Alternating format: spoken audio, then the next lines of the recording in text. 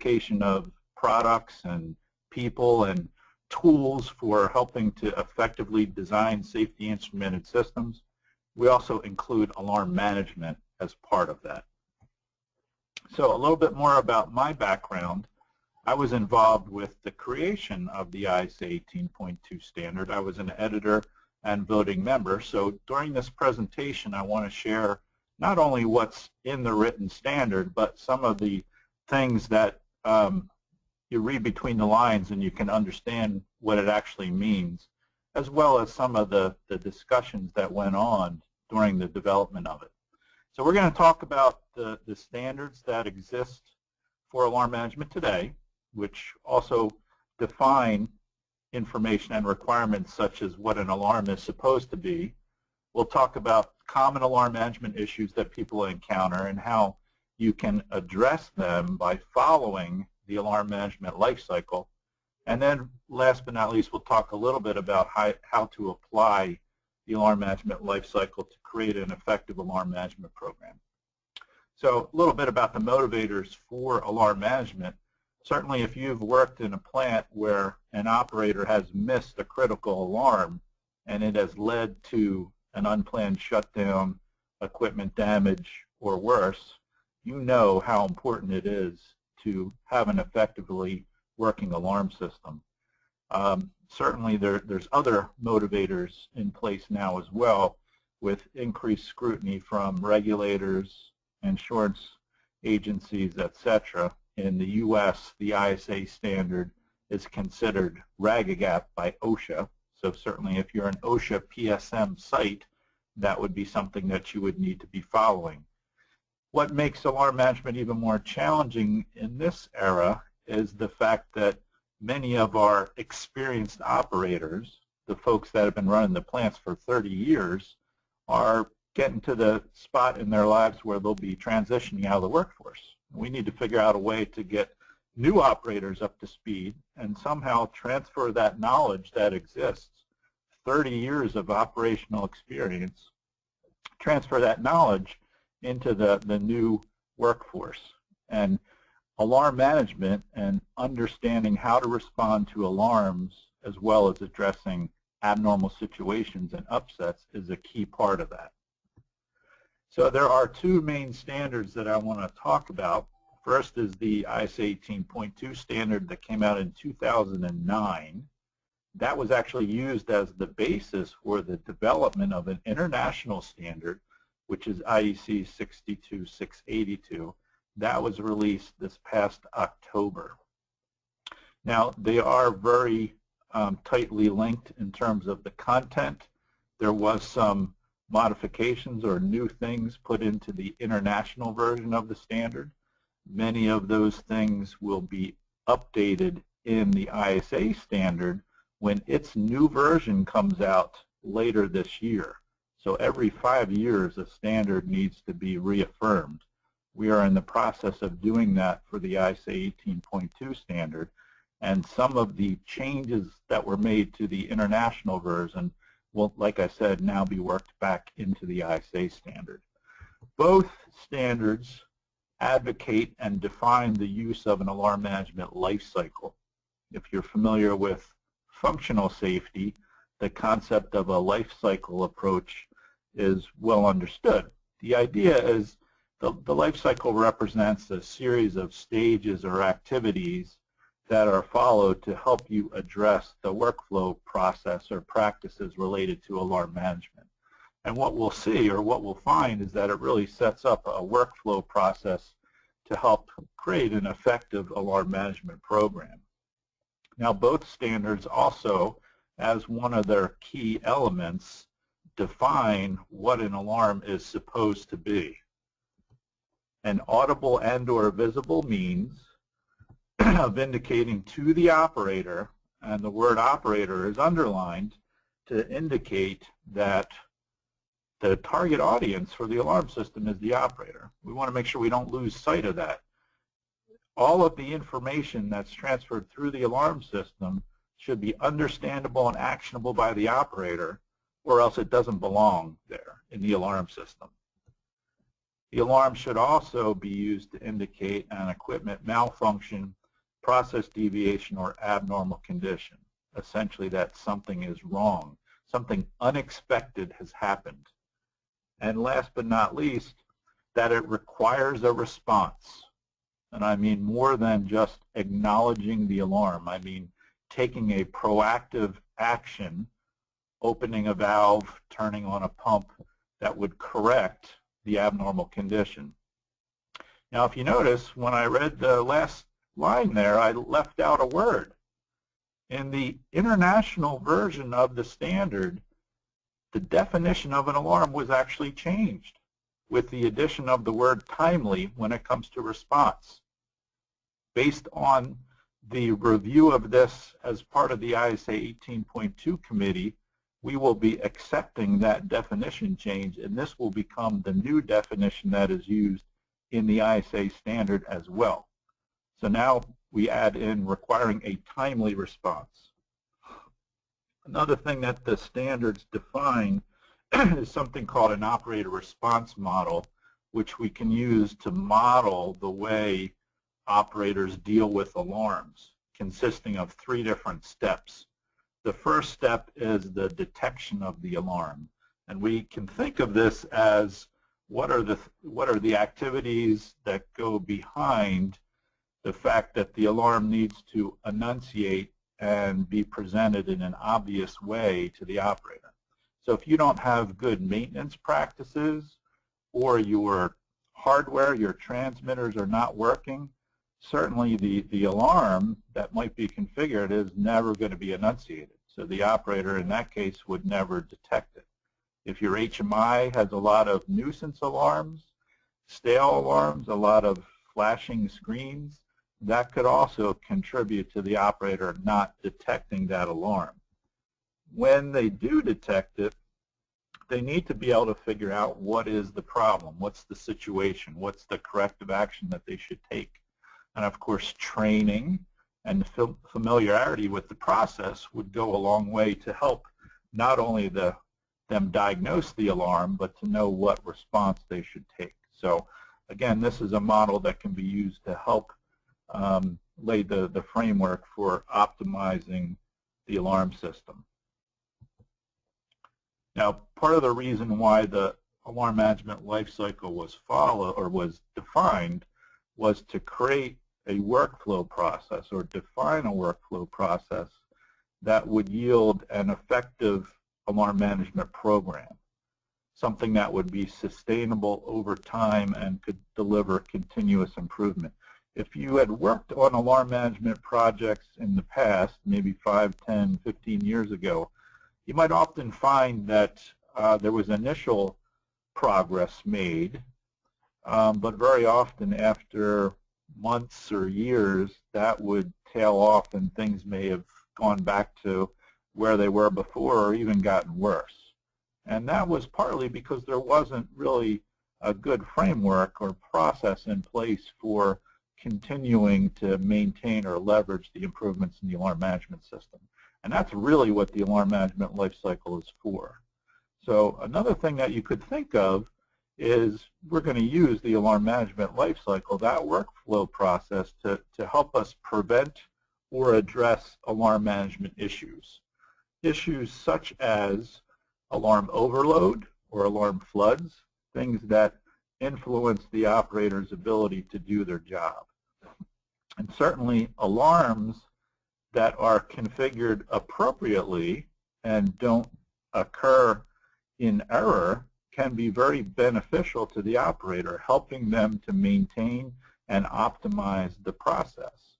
However, if your alarm system is like many that are performing today, if they generate nuisance alarms, stale alarms, chattering alarms, alarms that the operators can ignore or need to ignore, alarms which have an incorrect priority, that's going to negatively impact the operator's performance and actually hurt them and hurt the efficiency of your operation.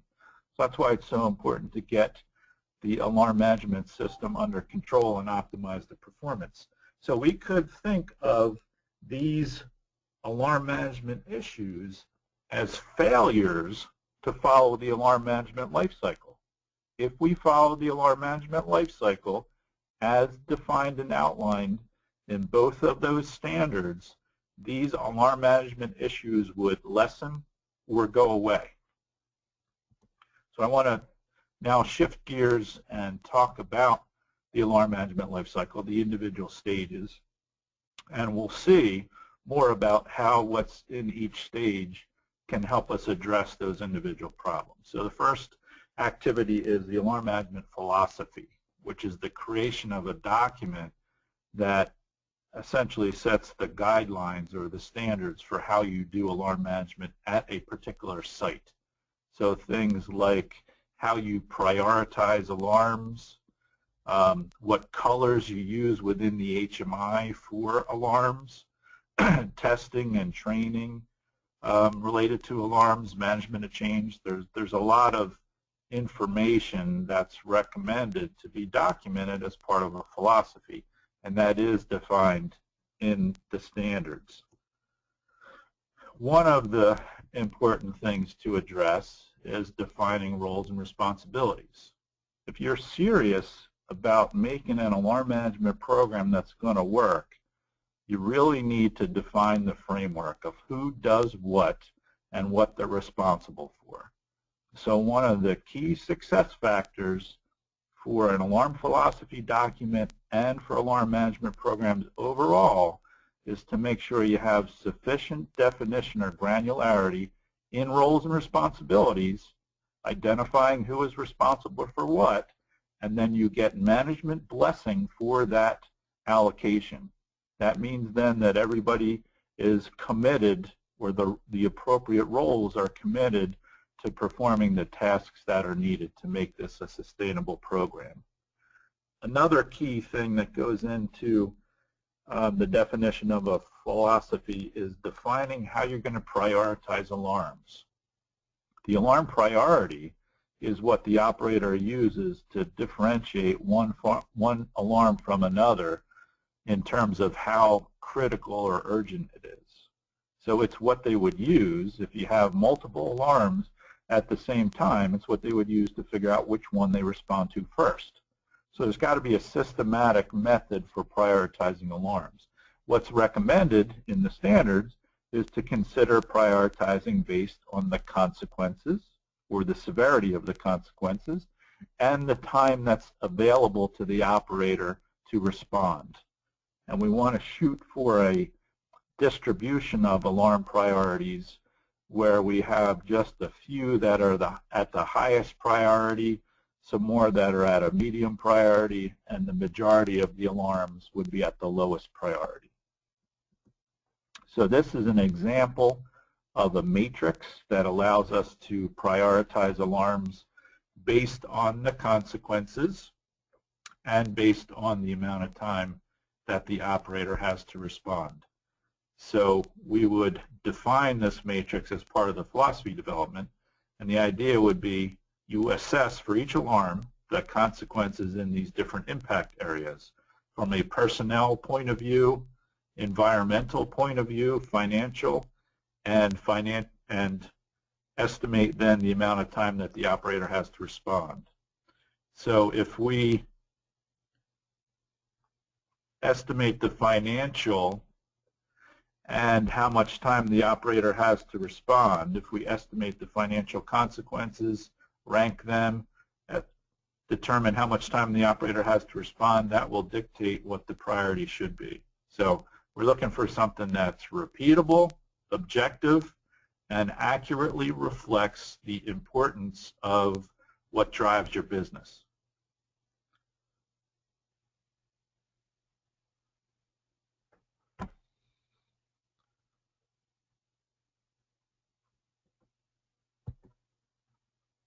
Another thing to think about in the philosophy definition is alarm suppression, and in particular the use of alarm shelving or manual suppression.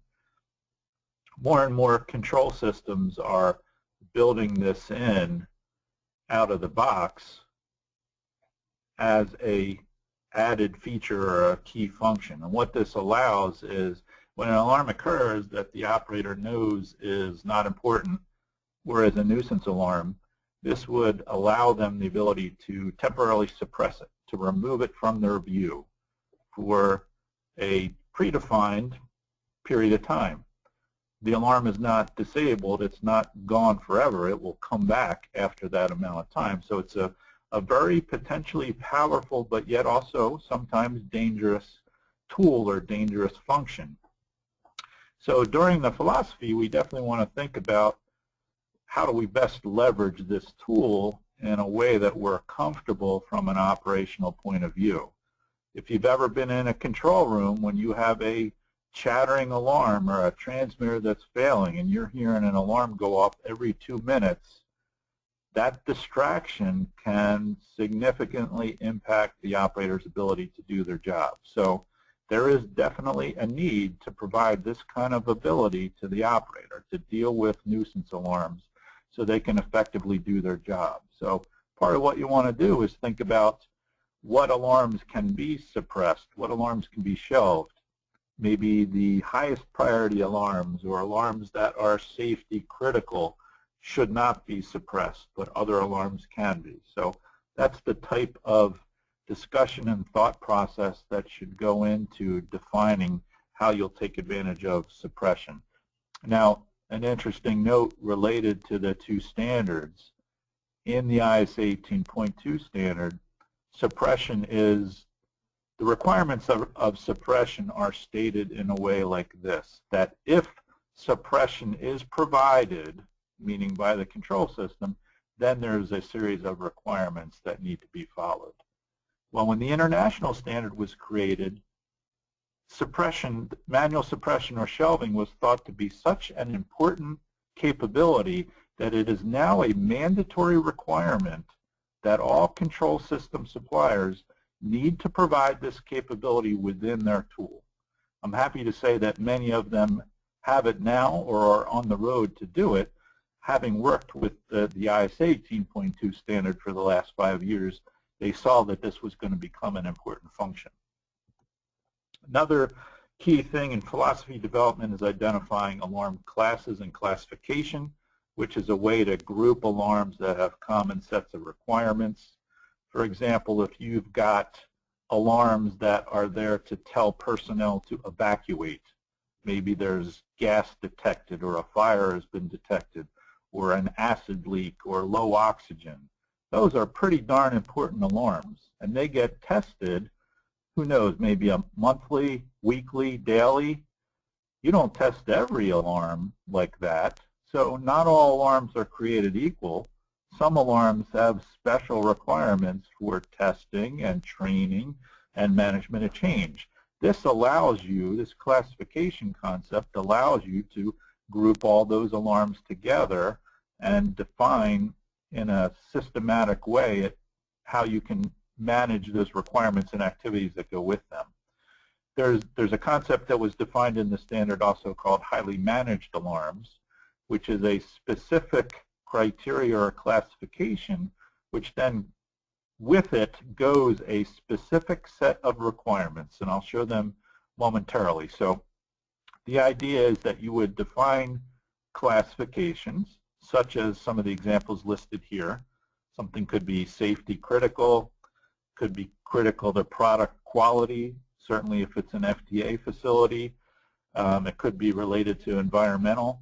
Depending upon the level of criticality of those classes, you may designate one or more of them to be a highly managed alarm class.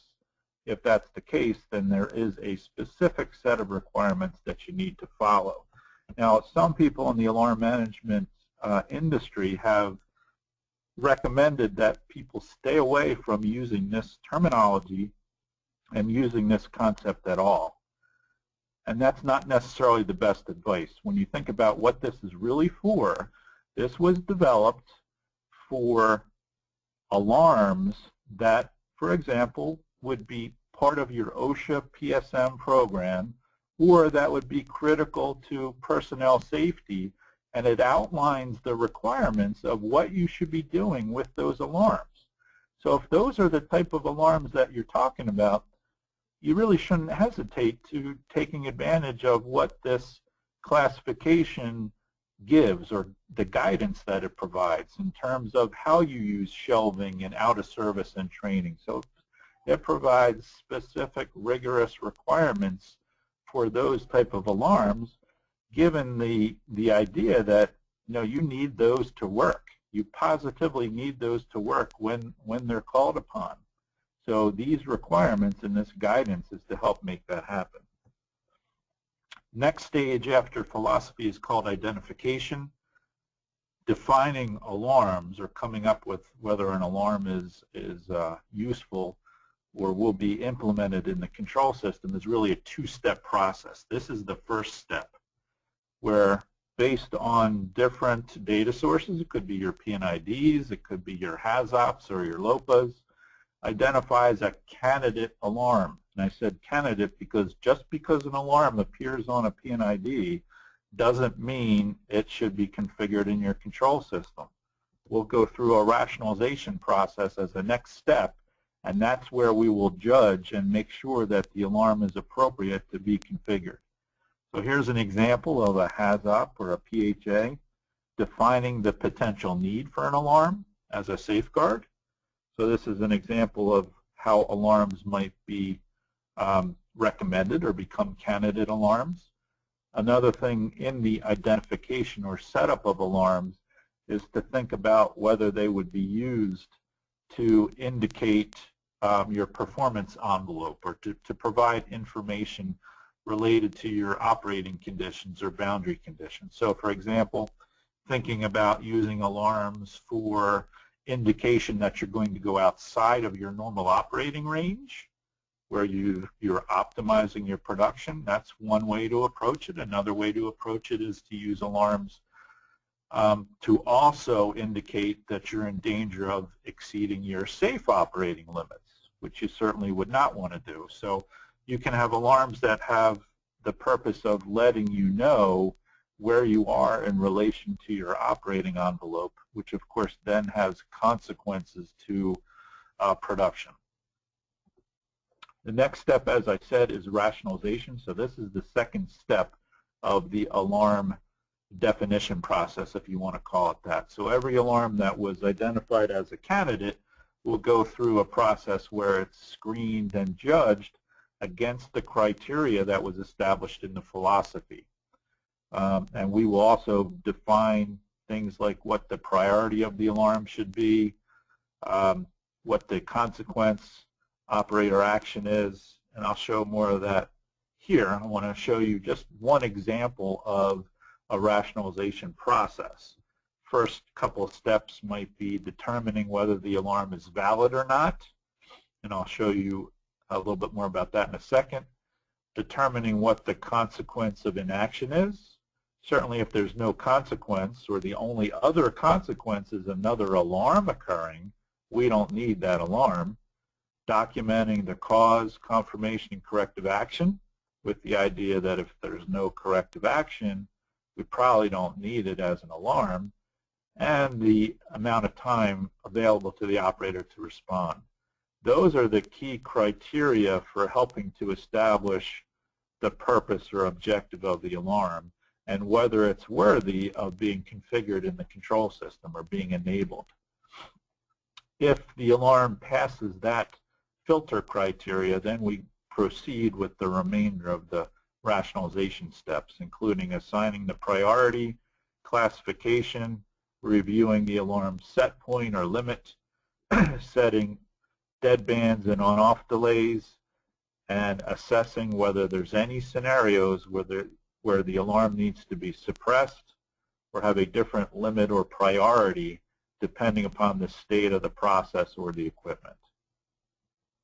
So that's the rationalization process in a nutshell. That first step was to determine whether the alarm was valid or not. So in our philosophy, that's a key thing that we want to define. What are examples of good alarms? What are examples of bad alarms? And what's the criteria for determining what is what? We want to make it crystal clear so it's obvious to everyone that's participating in the rationalization process. So leveraging the definition of an alarm, we can come up with criteria like this, for example. Number one, does the alarm indicate a malfunction, deviation, or abnormal condition? We need to answer yes to this question, or else the point that we're looking at does not need to be an alarm. Second question, does it require a timely operator action in order to avoid defined consequences? Again, if we can't answer yes to this, it probably should not be an alarm. And you can see that there's some other criteria, all that allow you to make sure that an alarm that gets filtered through the rationalization process, when you're all done, you've got alarms that have the basis that's called for in the definition of an alarm. If it doesn't meet these criteria, then it shouldn't be an alarm. It may be categorized as something else or not enabled. Rationalization then continues with definition or documentation of some of these key elements to establish the purpose. What is the likely cause of the alarm? We want to make sure that it's an unexpected situation, not an expected situation. What are the consequences of the alarm? And if you're familiar with a PHA, you define consequences there as well. Well, for alarm rationalization, we're actually after a different consequence than what's defined during a PHA. For alarm rationalization, we're after the direct and immediate consequence that the operator can prevent by their response. So we're not interested in the ultimate consequence, the worst case that would occur if every layer of protection failed, because that would make every alarm a critical priority.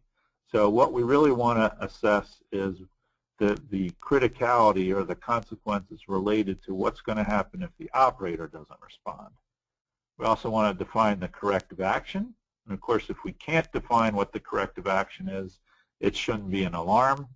And we would recommend also thinking about defining a confirmation, or a way to confirm that the alarm is real, not a false alarm. Not only does it help the operator know that they do, in fact, need to take corrective action, but it also helps them figure out which of the causes was the one that most likely triggered the event. Now, within the Exida SIL-Alarm tool that we have for rationalization and documenting the results, we would record that information. Now, rationalization, you can see, hopefully at this point, just based on the type of information that we're looking at and recording, that there's no one person in your plant that's going to know all of this information. A lot of it is going to reside in the heads of your most experienced operators. So they're the key people to have involved in this rationalization process. If you do that, then this becomes a knowledge capture process, where you've got your most experienced operators defining what they would do if the alarm occurs, and you're documenting it then.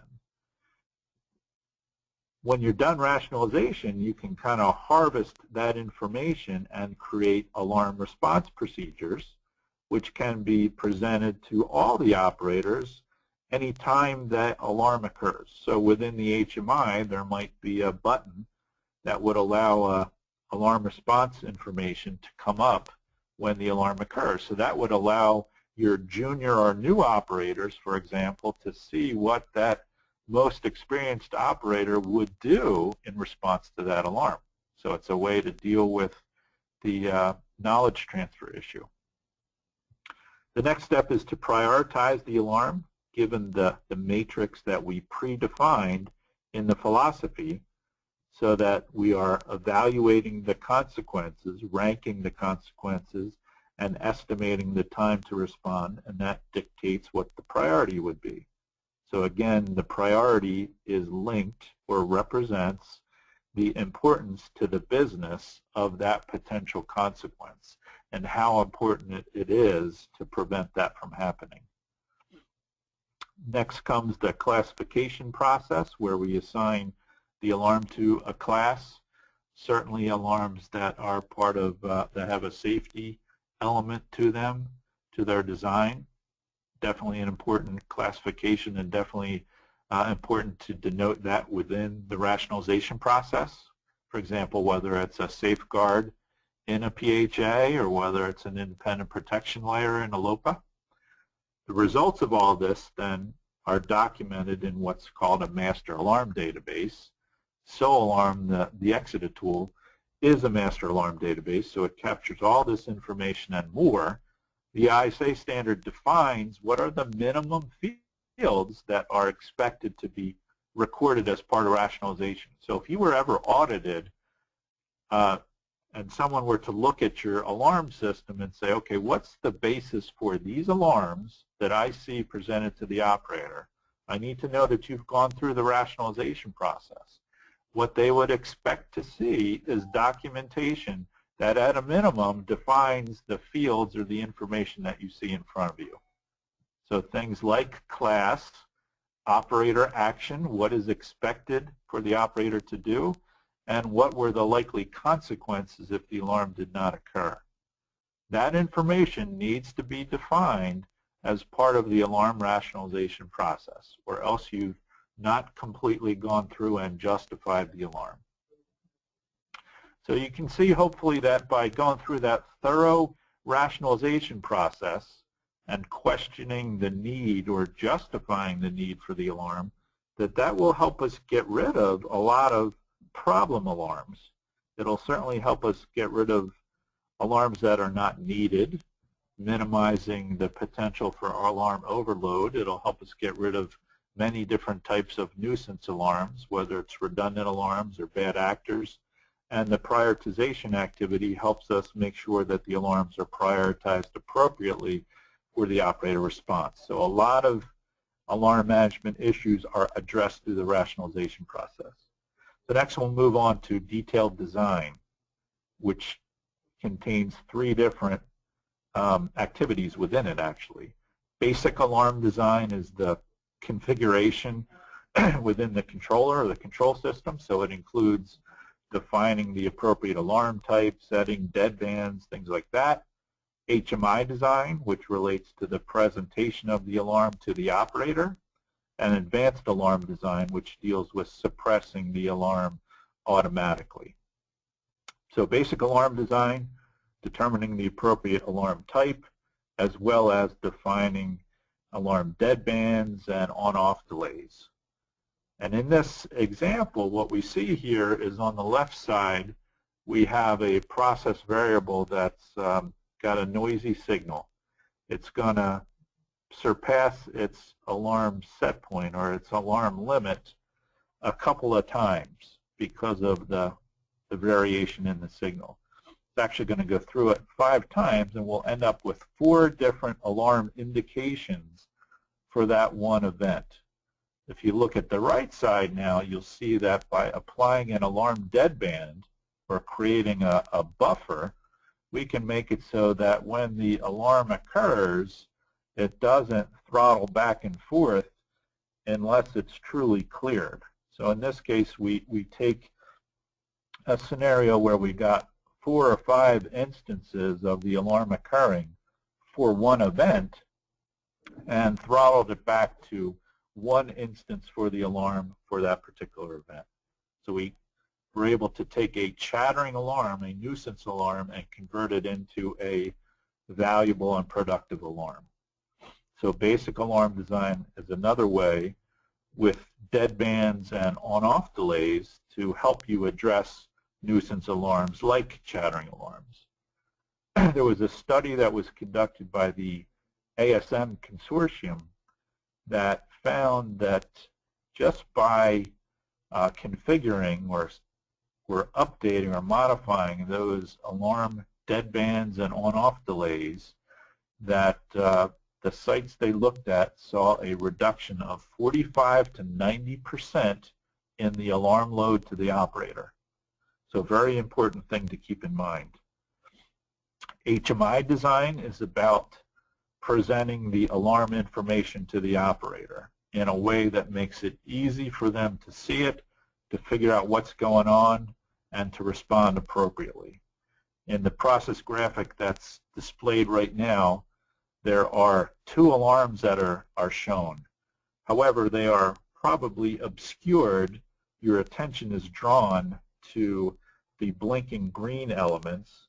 Now I'm going to display another example of that same process graphic that's designed with human-centered design practices, where only the alarms, the significant abnormal situations, are set up for using alarm colors and blinking. So you can see that the alarms are a lot easier to see or to notice on the right-hand side graphic versus the left-hand side. So the left-hand side graphic incorrectly draws your attention to something that's not an abnormal situation. That's from the blinking green. It also contains yellow and red for process piping. If yellow and red are used for alarm colors, we really want to make sure that we don't use them for anything else within the process graphics, or it affects the mental processing, the precognitive processing in your brain. So this is all what goes into HMI design that you would do, as well as this portion of the standard talks a lot about what the DCS supplier needs to provide in terms of alarm summaries and their capabilities, as well as when it comes to designing symbols and process graphics. 9 to 12% of the male population is colorblind. So that means we can't just use color to notify the operator of the alarm. We need to use other secondary and tertiary methods, such as text or symbols. And you can see in the example on the right-hand side that we have not only color but symbols to use to indicate that there's an alarm present. So the ISA standard defines the recommendations for how symbols should behave to make sure it's easy for everyone to notice the alarm. The next part we'll talk about is advanced alarm design. Advanced alarming relates to when you use logic to dynamically modify the behavior of the alarm, whether it's the limit or the priority or the suppression status. Speaking of suppression, the form of suppression that we would implement here is called suppressed by design. There's going to be 3 different types of suppression that we'll talk about. Shelving was one of them. This is the second one. We'll go back through this shortly, but suppression that's implemented within the control logic, where it's programmed to occur automatically, smart alarming per se, is called suppression by design. So that would allow the alarm to be suppressed when certain conditions are detected.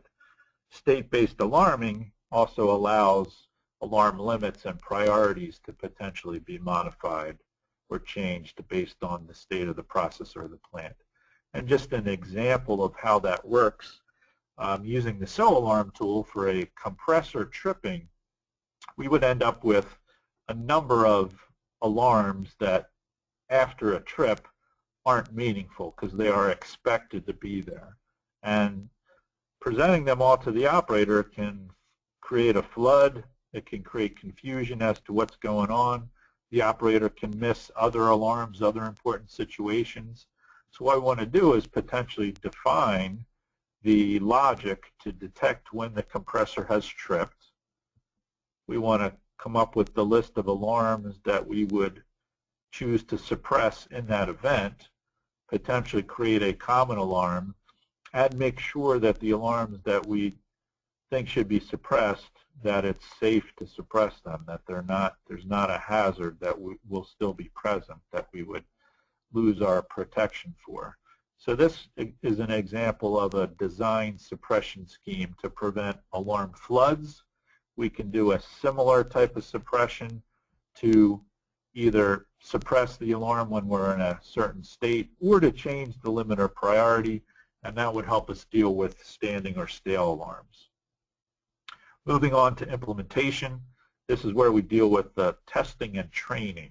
So operator training. If you want the operators to be able to effectively respond to the alarm, they need to be trained appropriately.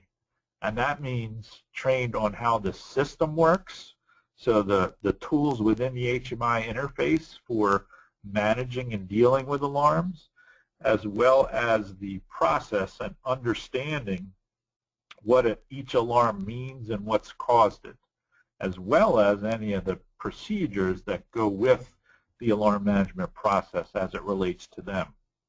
So if there are specific procedures for alarm shelving, for example, they would need to be trained on that.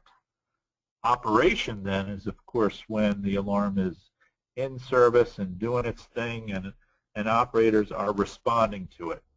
So now let's step back and look at the concept of suppression kind of holistically here.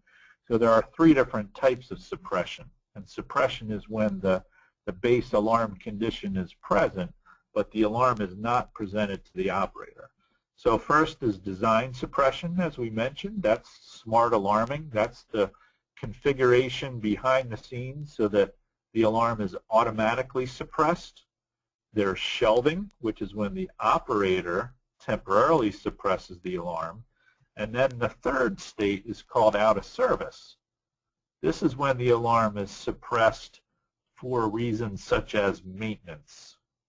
So maybe the alarm is not working and a new transmitter needs to be put in place.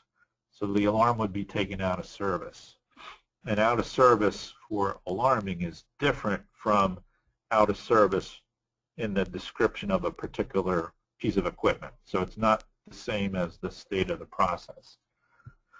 Now in the ISA standard, you don't see any examples of the words enable, disable, inhibit, hide, things like that, because those functions mean different things within different DCSs. So the way the alarm management standards deal with suppression is based on the workflow process, based on the alarm management lifecycle. And the type of suppression has to do with how it is used as part of the lifecycle, not how it actually works.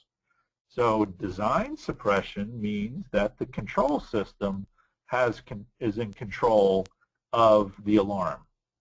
Behind the scenes, that's smart alarming.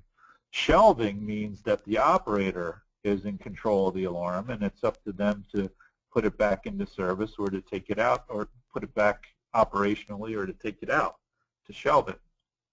Out of service means that the alarm is in the hands of maintenance or under control of maintenance. Now,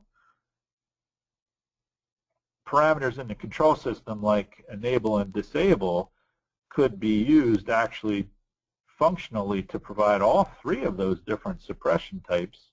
You could programmatically disable. You could allow the operator to disable temporarily and then re-enable at the end of the shift. So that's why the focus is on the workflow and the life cycle step associated with the suppression, not the functionality that provides it.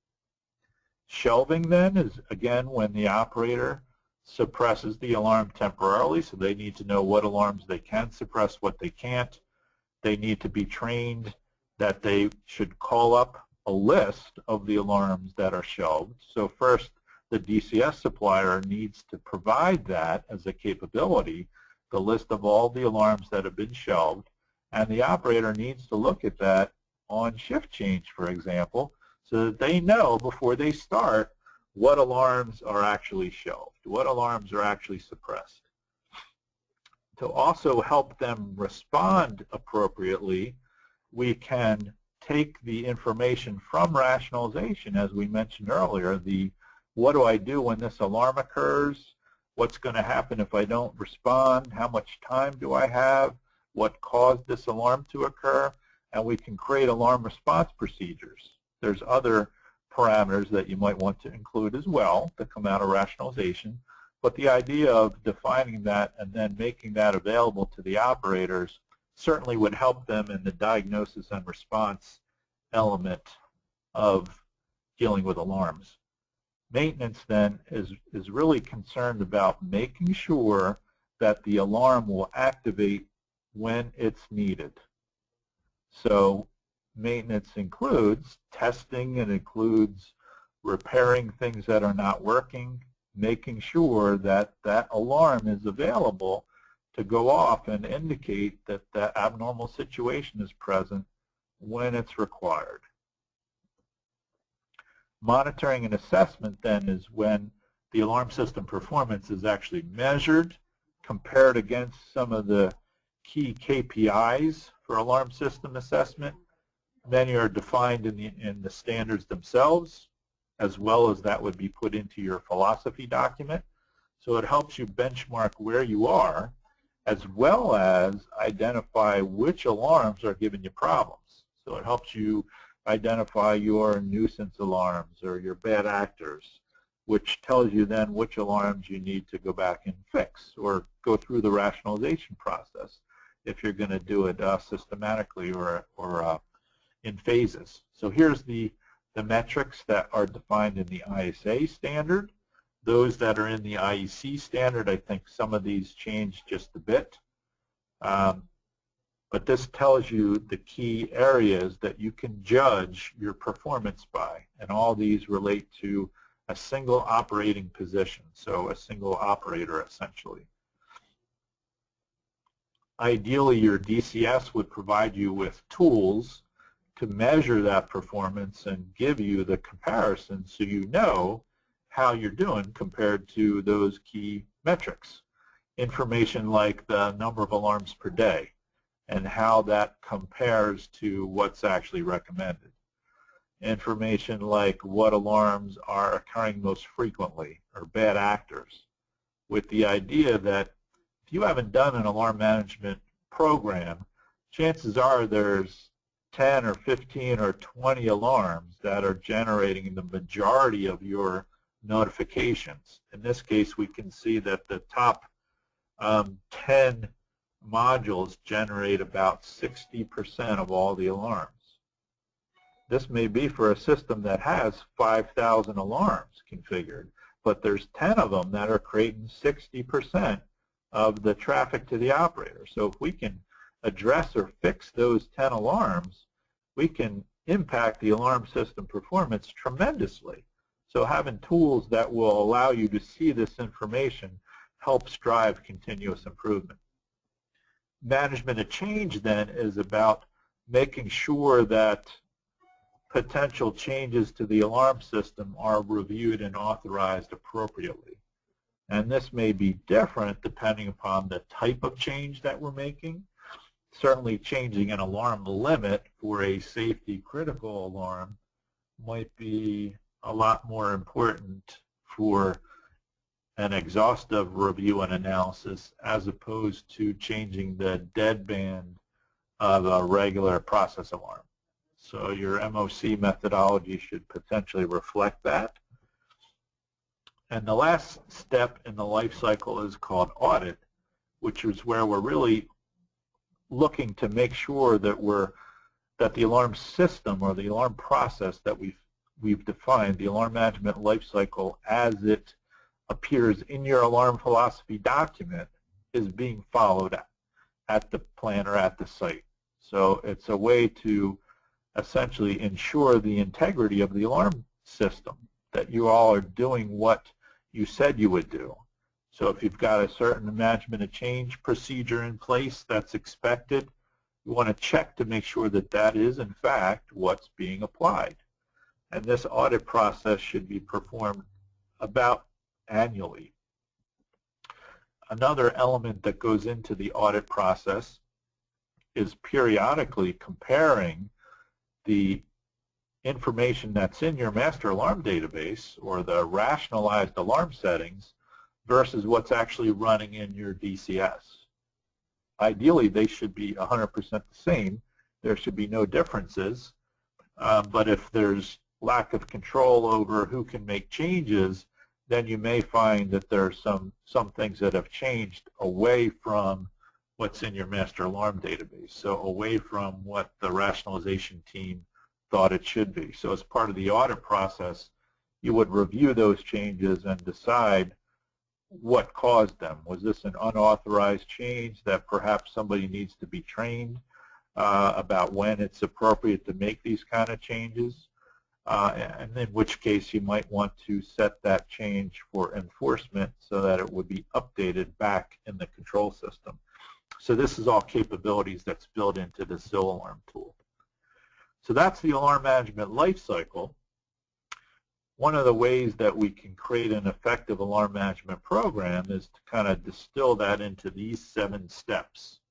So first, benchmarking your initial performance. Measuring your alarm system performance, the number of alarms per day, those kind of key KPIs to establish where you are before you start improving things. Then you would document or define your alarm philosophy document, and then you're in a position to start improving performance. You have to have your philosophy done before you can start rationalization. Rationalization would help you then eliminate alarms that don't belong. It would help you define operator responses that you can use to create alarm response procedures. It also, as part of rationalization, you may implement advanced alarm design to deal with alarm floods, implement alarm shelving, and then you're going to measure your performance again, perhaps on a monthly basis, so that this becomes a continuous improvement process. So we're measuring our alarm system performance, identifying alarms that are not working, and then fixing those situations through the rationalization process, and then remeasuring a month later, for example. So that's how we create a continuous improvement process out of the alarm management life cycle. And then, of course, the last step is the audit process. So that brings us to the end of the presentation.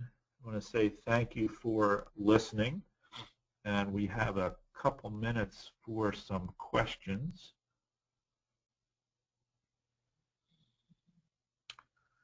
Looks like there's one here that says, is it necessary to have instruments independent for the alarm system? I assume that relates to alarms that you're taking some safety credit for, and that would be dependent upon what level of credit or risk reduction you're taking.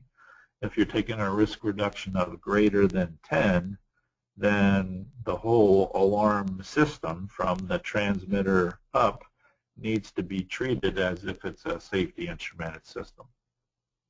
But beyond that, there are no requirements for independence.